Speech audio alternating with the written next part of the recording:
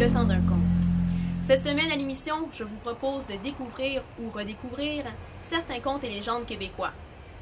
Cette semaine, je vous propose une entrevue avec une libraire d'Elmer qui nous parlera du conte pour enfants. Par la suite, avec notre fameux classique de la semaine, nous redécouvrons l'histoire de la chasse-galerie. Ensuite, je ferai un résumé et une courte critique sur le film La chasse-galerie, la légende. Par la suite, nous survolerons le conte d'hier à aujourd'hui. Pour clore l'émission, je vous présenterai un nouveau conte québécois.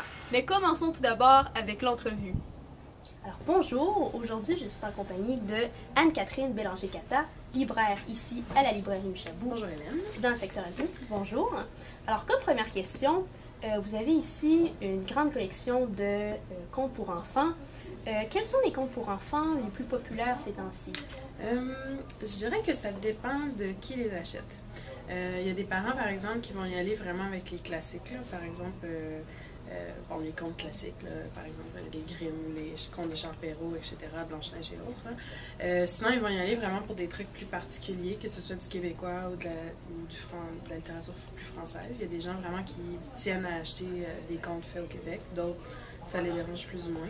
Je dirais qu'en général, c'est vraiment ça va avec les coups de cœur.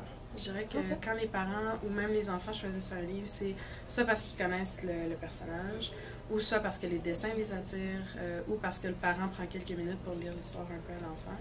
Puis l'enfant fait « Ah, ça c'est drôle » ou « Ça c'est le fun » ou quelque chose comme ça. Puis là, le livre est acheté. Mais en général, je dirais qu'on vend un peu de tout. Autant des classiques que des trucs pour les tout-petits, que des trucs pour les 4-5 ans. Ça dépend. Les contes de fées ont toujours été des très bons vendeurs pour les enfants. Oui. Mais quels contes de fées sont les plus vendus dernièrement?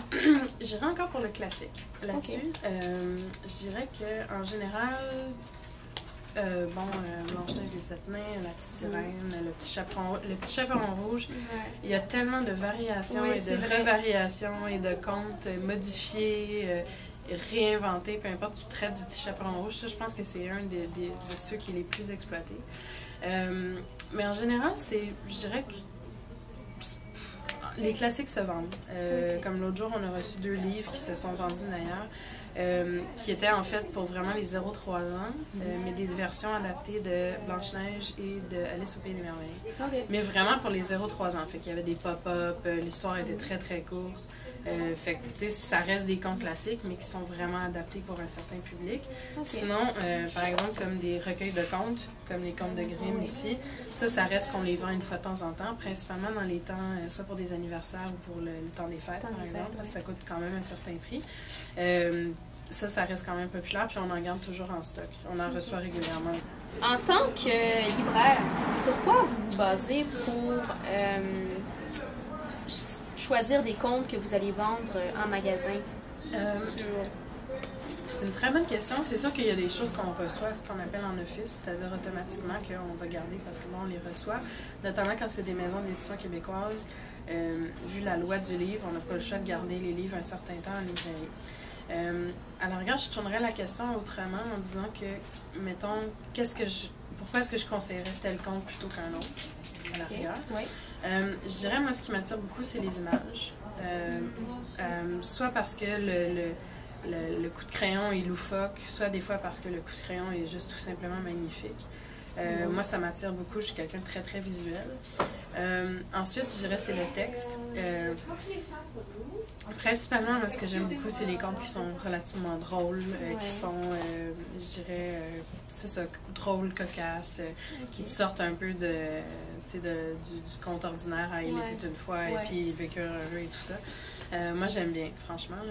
Je découvre de plus en plus une maison d'édition française qui s'appelle l'École des loisirs. Puis ils font un peu de tout, mais je découvre tranquillement pas vite un peu leur catalogue. Puis vraiment, il y a des petits bijoux là-dedans, puis qui font rire, des fois qui sont juste tout simplement magnifiques. Donc moi, je dirais que c'est ça. Moi, c'est d'abord les images, ensuite le texte. Puis des fois, c'est juste le feeling. Des fois, tu vois l'album dans la boîte, puis tu fais « Ah, ça a l'air intéressant ». Une autre journée, peut-être qui t'aurait pas attiré, mais cette journée-là, tu le lis, puis tu fais « Ah, wow, c'est excellent ». Puis il y en a d'autres. On les lit, ils sont un peu plus ordinaires, mais on les garde quand même dans la collection soit parce qu'il faut le garder ou parce que c'est quand même apprécié par le public. Tu veux pas, nous on fait des choix, mais il faut aussi tenir compte du choix de la clientèle aussi. Donc, tu sais, même si, mettons, par exemple, je dis pas ça parce que c'est nécessairement le cas, mais mettons, je suis pas une fan de cajoline. Mais tu sais, faut quand même j'en ai en stock parce que c'est clair que les clients vont en demander. Mais rien m'empêche de, par exemple, recommander Frisson l'écureuil ou Chester à un parent parce que personnellement, je préfère ça que d'autres. Merci beaucoup. Ça fait plaisir. N'importe quand. Maintenant, dans le but de nous remémorer d'une belle légende québécoise, voici pour vous le classique de la semaine.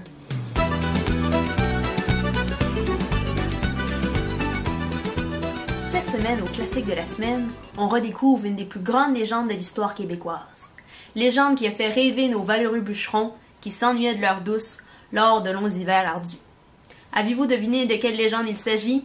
Eh oui, je parle bien de la chasse-galerie. Légende écrite en 1891 par notre cher ami Honoré Beaugrand. Baptisé Marie-Louis Honoré, il naît le 24 mars 1848 à Saint-Joseph-de-Lanoraie, au Québec. Mais notre Honoré, savez-vous qu'est-ce qu'il était avant de devenir conteur? Eh bien, bien avant de devenir écrivain, il était journaliste, militaire, propriétaire de journaux et il est même devenu politicien. Qui aurait cru? Tout d'abord, jeune Honoré fait quelques courtes études au collège Juliette et devient résident chez les clercs de Saint-Viateur où il suit un strict entraînement militaire. Peut-être fatigué de l'encadrement soldatesque, c'est à 17 ans que notre ami part parcourir le monde. S'ennuyant de son petit coin de pays, il décide de revenir au Canada 13 ans plus tard. Décidant de poursuivre ses péripéties militaires, il s'aventure au Mexique pour combattre l'armée de l'empereur Maximilien pendant 18 mois. Et puis finalement, vers 1867, il accompagne les troupes françaises pendant quelque temps pour revenir aux États-Unis et au Mexique. Et c'est là qu'Honoré commence à expérimenter plusieurs domaines autres que l'armée. En avait-il marre des couvre-feux? Détestait-il son uniforme? On ne le sait point. Tout ce qu'on sait, c'est que cet effort lui a fait du grand bien puisqu'en 1871, le nom Honoré Beaugrand devient très connu et apprécié de tous. Certains le connaissent pour l'écrivain derrière le journal La République, d'autres le connaissent pour l'auteur du journal L'Écho du Canada, mais plusieurs se souviennent de lui étant l'auteur des 2 recueils de contes et légendes canadiennes. Le premier, son plus célèbre, est une combinaison de plusieurs contes et légendes canadiennes. Et c'est justement dans ce recueil qu'on y retrouve la chasse-galerie. Alors pour ceux et celles qui ne connaissent pas l'histoire de la chasse-galerie, en voici un court résumé.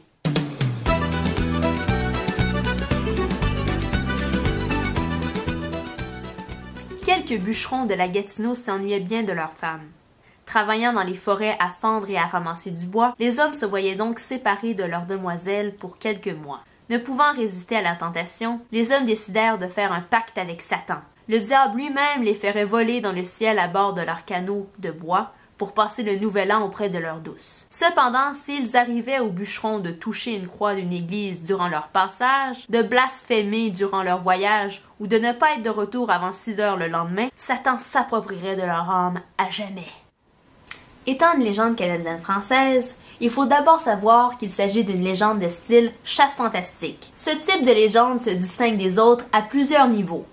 Elles sont principalement des histoires où un personnage brise une loi ou une règle à suivre. Comme par exemple dans la chasse-galerie, lorsque Baptiste, le gouvernail du canot, commence à crier des injures bibliques à tue-tête. Parlons maintenant de l'histoire derrière cette fameuse légende. Apparemment que notre bijou québécois s'est inspiré d'une ancienne légende française. Cette dernière parle d'un chasseur qui devait faire son devoir de bon chrétien en assistant à la messe chaque dimanche. Cependant, un dimanche, lors de la cérémonie religieuse, notre homme entendit ses valets repérer un gibier. C'est alors que le chasseur se sauva de la messe pour aller se joindre à la partie de chasse. Malheureusement, n'ayant pas fait son devoir de bon citoyen de l'époque, il reçut le châtiment d'être pourchassé dans le ciel par des chevaux et des loups affamés jusqu'à la fin des temps. Bref, la chasse-galerie, tout comme la légende française du chasseur, nous rappelle à quel point l'Église avait une emprise sur les gens à cette époque. Si jamais il arrivait à un bon chrétien de ne pas suivre les règles que l'Église imposait, une fatale punition serait donnée aux malheureux. Tout nous laisse à douter qu'Honoré aurait été influencé par l'Église afin d'écrire une légende ramenant tout bon chrétien vers le droit chemin en utilisant la menace et la peur. Eh bien aujourd'hui, qu'en est-il de l'héritage que cette légende nous a laissé? Tout bon amateur de bière québécoise connaît la bière La Maudite. Créée en 1992 par la brasserie Unibrou, son taux élevé d'alcool fait d'elle la première bière forte vendue dans les épiceries. Bière assez intense, elle s'est aussitôt fait associer à la légende des bûcherons, ayant fait un pacte avec Satan. D'ailleurs, on peut voir que les créateurs de La Maudite ont amplifié cette référence à la légende en ajoutant une image de la chasse-galerie sur l'étiquette de la bouteille.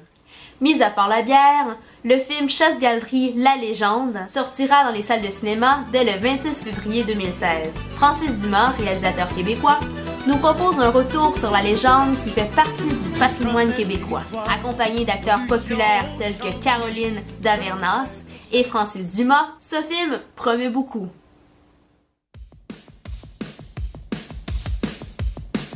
Bonjour à tous, on est ici au Festival du film de l'Outaouais, au cinéma des Galeries d'Elmeux.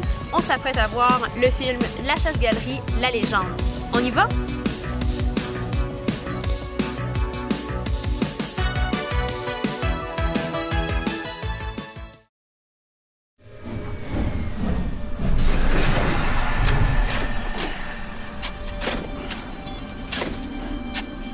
Le train repartira pas cette nuit. Je peux peut-être vous être d'assistance. Sur votre espèce, je pense pas que vous allez pouvoir faire avancer le train plus que moi. Il existe d'autres moyens de transport.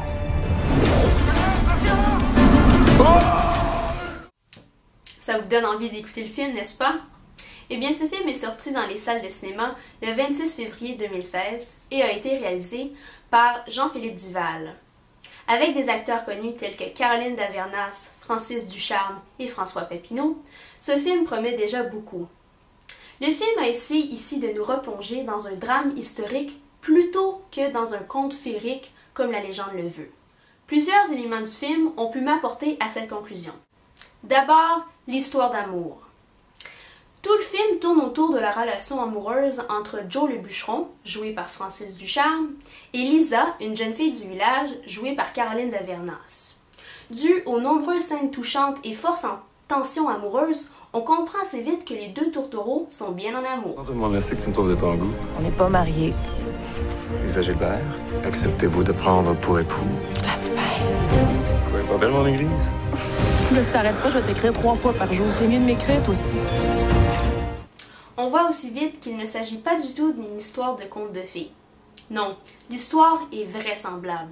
C'est une très belle représentation d'une histoire d'amour québécoise d'antan. Ce n'est pas du tout comme une histoire de conte de fées, comme on voit souvent à la télévision. Je pense que c'est super d'avoir amené cette vraisemblance au film, puisque cela apporte beaucoup de crédibilité à l'œuvre. Ce qui est très valorisant pour le jeu des acteurs, mais qui est aussi très bon pour nous les spectateurs.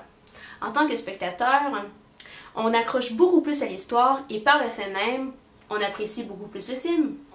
Maintenant que nous avons parlé d'histoire d'amour, passons aux plans de caméra qui ne sont pas du tout négligés dans cette production. Plans de caméra qui nous replongent dans ce drame historique. Les plans de caméra très près du visage permettent aux spectateurs de beaucoup plus ressentir la forte émotion véhiculée. Étonnez-nous de votre cœur. Confiance en personne. Rien n'est impossible. Je trouve qu'il est très intéressant d'avoir apporté cet aspect au film, puisqu'il nous permet de beaucoup mieux comprendre l'émotion que le personnage ressent. Je pense que c'est un aspect à ne pas négliger dans une production, puisqu'il permet aux spectateurs de beaucoup plus comprendre et par le fait même apprécier le film. Maintenant, il est inévitable de ne pas parler de la dureté du camp de bûcheron. Dureté qui est un élément essentiel à ce drame historique. Le travail ardu, le manque de sommeil, l'insalubrité et l'éloignement de nos proches font que la vie de bûcheron est très difficile.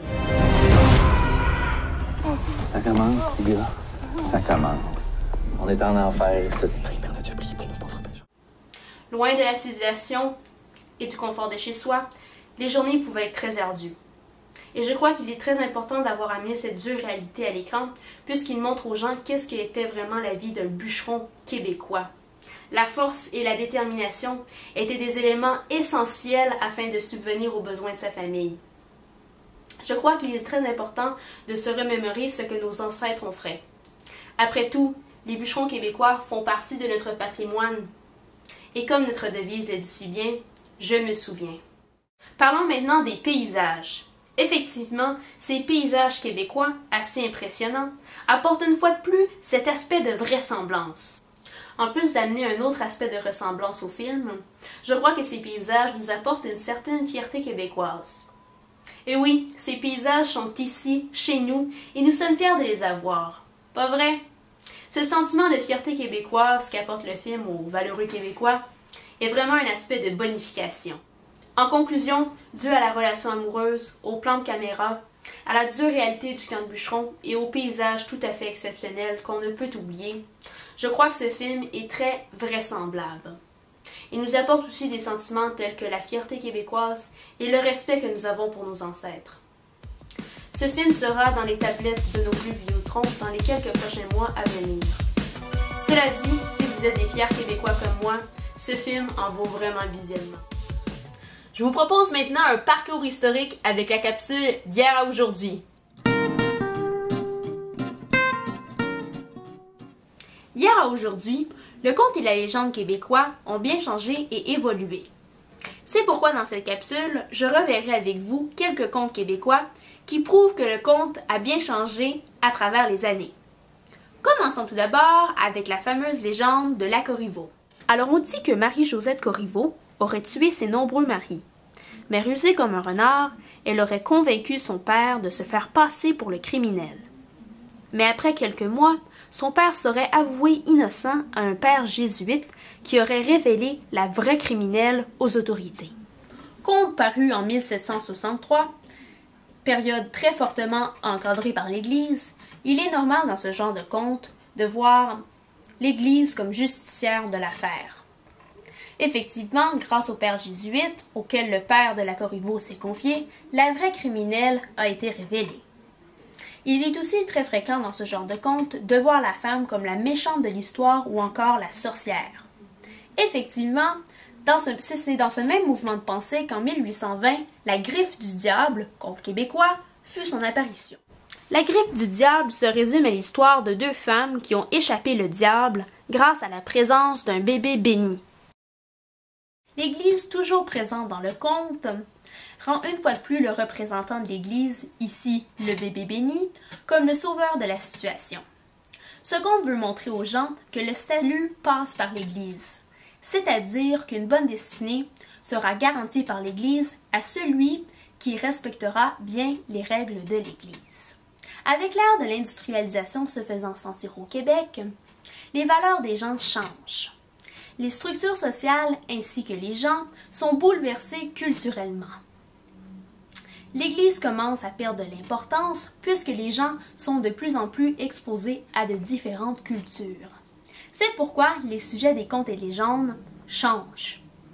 Une légende bien populaire en 1810, mais faisant encore parler d'elle en 1840, raconte l'histoire d'un nain sans tête effrayant les passants de l'île aux grues.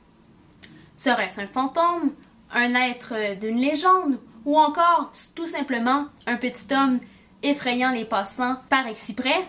On ne le sait point. Toujours dans l'industrialisation grandissante au Québec, en 1930, nous arrivent les légendes des autostoppeuses fantômes. Ces légendes parleraient d'un homme conduisant le soir à la pénombre sur une route déserte. Soudain, il aperçoit une femme généralement jeune et vêtue de blanc, attendant l'arrivée d'une voiture sur l'accotement. Il la laisse monter à bord et elle lui indique l'endroit où elle aimerait se rendre. Elle reste ensuite muette durant tout le trajet. Et arrivée à destination, généralement une maison désaffectée ou un cimetière, elle disparaît. Les jours qui suivent, l'homme fait des recherches afin de découvrir l'identité de la femme et découvre que la dame qui l'a permise de monter dans sa voiture est en fait décédée depuis des années. Ce genre de légende se caractérise aussi par l'accessibilité grandissante des automobiles durant les années 30. C'est durant ces années justement que Jan Harold Buran publie plusieurs histoires qui ont rapport avec des autostoppeuses très mystérieuses et terrifiantes. Maintenant, nous arrivons dans les contes et légendes des années 80 jusqu'à ceux d'aujourd'hui. Dans l'ancrage de la science-fiction, plusieurs films de l'espace font leur apparition, tels que Star Wars 4, Un Nouvel Espoir, sorti en 1977, ou bien encore E.T. l'extraterrestre, sorti en 1982. Ces films, à la fois brillants et innovateurs, bouleversent les contes et légendes. Mais, mis à part les films, il ne faut pas oublier que les débuts des explorations spatiales, commençant en 1970, poussent les gens à croire qu'il y a de la vie ailleurs que sur Terre. C'est pourquoi, dans les années 80 et 90, on devient témoin de plusieurs légendes ayant rapport avec les ovnis. Plusieurs paysans rapportent des histoires rendant la théorie des ovnis plus crédible. Des dizaines de plaintes sont rapportées aux autorités. Plusieurs fermiers et paysans rapportent perdre de leur bétail durant les nuits. La plupart disent apercevoir des lumières orangées durant la nuit dans le ciel. D'autres aperçoivent des motifs circulaires sur leur gazon. Bref, partant des contes très religieux et se terminant avec des contes très futuristes, on peut conclure que le conte s'est bien adapté aux changements à travers le temps. Parlons maintenant nouveautés. Pierre Lapointe vient tout juste de publier un conte très touchant.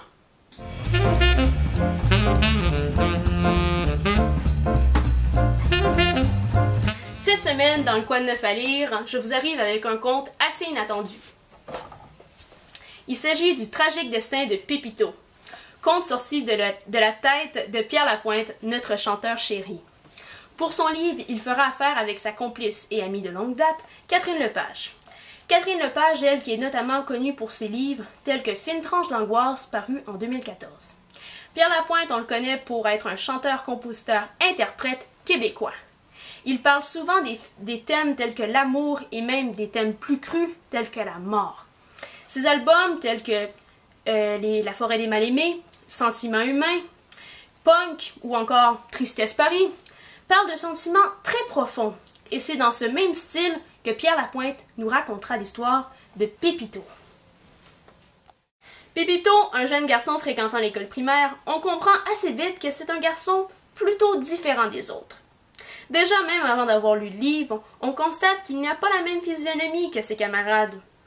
Beaucoup plus rondelet et dodu, les traits de son visage nous permettent de comprendre qu'il est assez timide et par-dessus tout, il est mal dans sa peau.